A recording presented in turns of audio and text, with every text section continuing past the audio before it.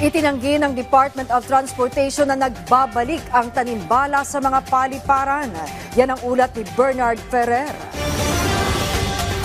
Seryosong inimbestigahan ng Department of Transportation ang mga nakumpiskang bala sa bagahe ng mga pasahero sa paliparan sa bansa. Kabilang sa mga naganap na insidente sa Ninoy Aquino International Airport Terminal 3 noong March 20 kung saan isang pasaherong nakuhanan ng bala sa loob ng kanyang bagahe. Sinundan ito ng kaparehong insidente noong March 24 kung saan 4 na bala ang nakumpiska mula sa bagahe ng isang pasahero sa NAIA na agad ding kinasuhan. Matapos ito, isa pang pasaherong nahulihan ng bala sa Clark International Airport noong March 27 na nakatago sa bagoong na nakasilid sa lata.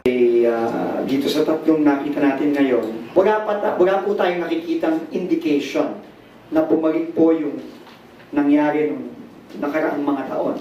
Pero hindi ibig sabihin, i-lower natin yung guard natin at hindi tayo magbabantay. Ipinaubayan na ng DOTR sa Philippine National Police ang malalimang investigasyon upang tukuyin kung may iba pang motibo sa likod ng mga insidente. Kaugnay nito, nanawagan si Secretary Dizon sa publiko na iwasan na magdala ng live ammunition sa paliparan dahil hindi lamang ito pinagbabawal sa Pilipinas kundi pati na rin sa mga paliparan sa ibang bansa. Babala pa ng kalihim maaaring makulong ang sinuwang maulian ng bala sa mga bansang mas mahigpit ang pinatutupad na batas. Samantala, tinitingnan naman ng Office for Transportation Security ang posibilidad ng pagtaas ng sahod ng kanilang mga kawani para mabawasan ang gasto sa mga empleyado lalo na sa pamasahe. Meron po kaming panukala na ang entry position dito sa lalo sa Metro Manila ay magsimula from salary grade 8 upwards.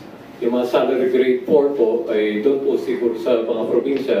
Tiniyak naman ng OTS na walang exempted sa kanilang masinsinang security check kaya dapat sundin ng publiko ang mga ipinatutupad na panuntunan sa paliparan.